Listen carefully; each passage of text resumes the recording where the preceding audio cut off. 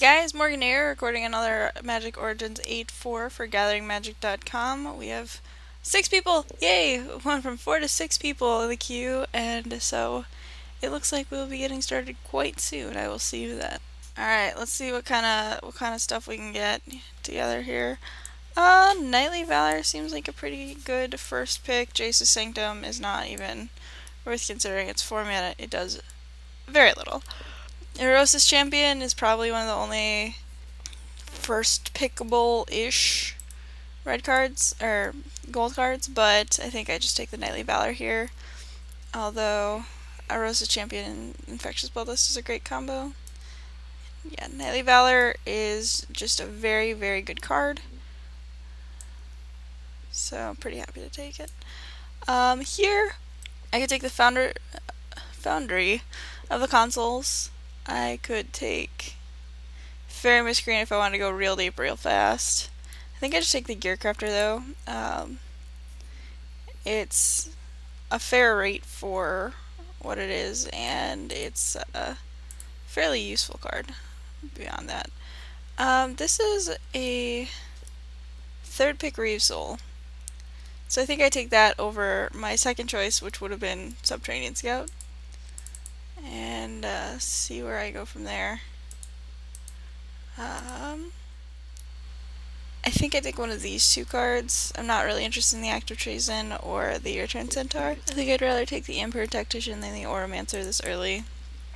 Ampyrn Tactician is a great card for when you're curving out, obviously. I'm not super excited about having it fourth pick, but I'm fine taking it. Here, I think I take the Leaf Gilder over the Ringward Owl and the Turn to Frog. That could be wrong. Yeah, I'd like the 2-drop creature. Here, there's a Shambling Ghoul, Scrapskin Drake. I'm gonna take the Shambling Ghoul because it's in a color that matches the removal that I already have. Okay, here, between the Throwing Knife and the Shambling Ghoul, I think I'd rather take this Throwing Knife. It's a reasonable colorless pickup, and so I don't really need to commit quite yet. Also, this art is just beautiful. That is a really late Fetid Imp. So I think I'm gonna take it over like Brawler's Plate, I guess. Here I'm gonna take Returned Centaur, since it's a creature.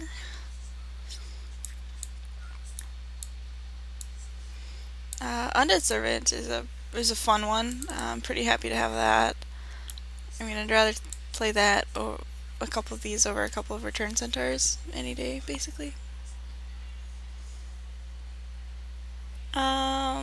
Here I'll take the Heavy Infantry. It's not a card I'm excited about playing. It's fine. Gonna take a touch of Moonglove and an Alchemist Vial, which I can not necessarily consider, but it's not something that I will not play if I am kind of low on playables. So it looked like black was open, but it's kind of hard to tell. There wasn't a lot of good cards in any color. Is the really difficult part. Or maybe my card evaluation skills just suck. Well, here we're pretty easily taking the Cruel Revival. There's a couple of options in green, red, and whitish, but yeah, pretty happy taking an on-color removal spell. Alright, so Tragic Arrogance is really good. For each player you choose among the permanents that player controls an artifact, a creature, an enchantment, and a planeswalker, the player sacrifices all other non-land permanents he or she controls. It's pretty reasonable in a black-white deck. Let's see. There's a Wild Instincts here as well. I think I'd rather have the Tragic Arrogance. Yep. Okay. Third pick Sentinel, the Eternal Watch. Pretty sweet. So yeah, just gonna grab that. Not excited to play the Heavy Infantry, by the way. But, alright. So, now we're just looking for low drops and removal. Heavy Infantry, get out there. We probably just want the Fetid Imp here over the Guardians of Miletus. Yeah. Unfortunately, Throwing Knife does not combo with Fetid Imp the way that I wished it would. Um, because of the way it's worded, whenever a equipped creature attacks, you may sacrifice Throwing Knife. If you do, Throwing Knife deals 2 damage to target creature or player. So, it could have said equipped creature deals 2 damage to target creature or player, but it does not, which is super unfortunate. Alright, now this is kind of an interesting pack because Knightly Valor is incredibly good. We already have one, however, and we're really light on creatures. I could see picking up Stalwart Haven instead. Stalwart Haven is a very good creature. I think I'd rather take the Knightly Valor though, because we can have just any random creature, and Knightly Valor becomes very good. Speaking of random creatures, there are none in here, so I'm just going to take the only creature that's in the pack and put it in my sideboard. Interesting little synergy here. I could play Returned Centaur if I pick up any Oromancers and get the Knightly Valors back.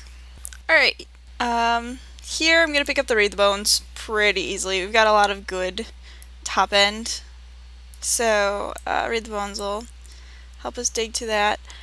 Here I'm going to pick up the Cullblade. Akroan Jailer is not a card that I'm interested in playing. Cullblade can actually get super big if you have enough removal, which we have a couple Fetid Imps, Reave Soul, Cruel Revival, so it looks like we could be getting there. I'm going to take the Orbs of Warding for the sideboard. Don't particularly want anything else in this pack. Let's see. I think I'd rather have a Returned Centaur than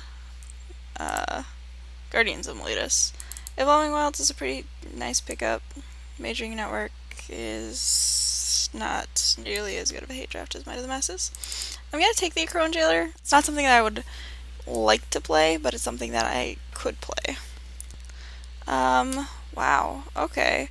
So there's the Priest of the Blood Rite, the Blessed Spirits, the Swift Reckoning, and the Reave Soul.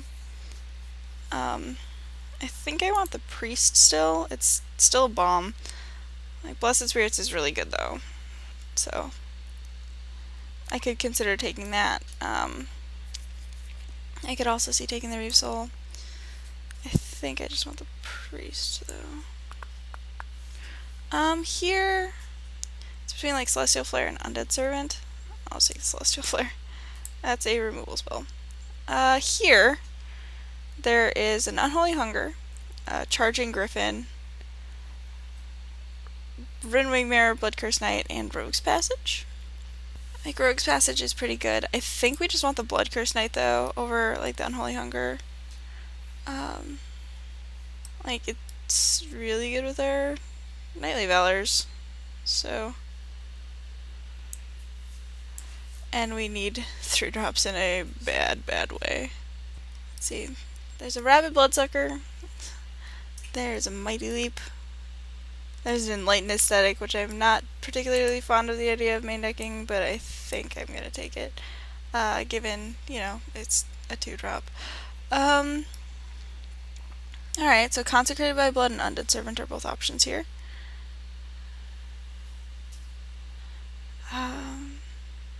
I think I want the Undead Servant just as, you know, another creature. Consecrated by Blood. Like, the fact that the options were a creature or an aura make Undead Servant so much better. That is a giant spider. I'm gonna put it in the sideboard. I'm gonna take the Mighty Leap here. Mighty Leap being a reasonable combat trick is fine. Oh, I didn't mean to like click right away, but yeah, Shambling Ghoul, definitely. Enshrouding Mist, sure. It's another reasonable combat trick. Yeah,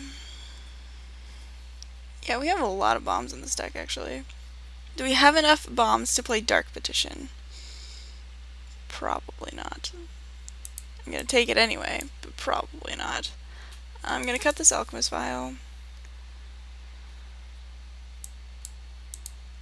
I'm gonna put one of those in sideboard.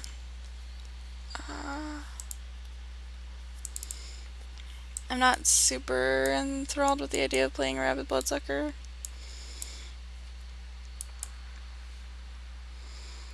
I need one cut? Probably this Returned Centaur. Yeah, we have 13 creatures, so we'll see how this goes. I am main decking this Akroan Jailer. But we have a Sweeper, we have a Priest, we have a removal spell, we have a Sentinel, double Knightly Valor, which I still think is right. I'm gonna take the Swamp.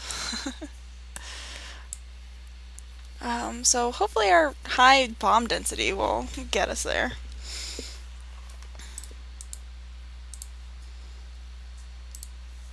And we're just gonna add 8 and 8, I think. Yeah. And I will see you in round 1. Thanks for watching Drafting with Morgan. Make sure to click on the playlist link to watch the full draft, and don't forget to subscribe to our channel. It was a pleasure drafting with you, and I hope to see you in the next video.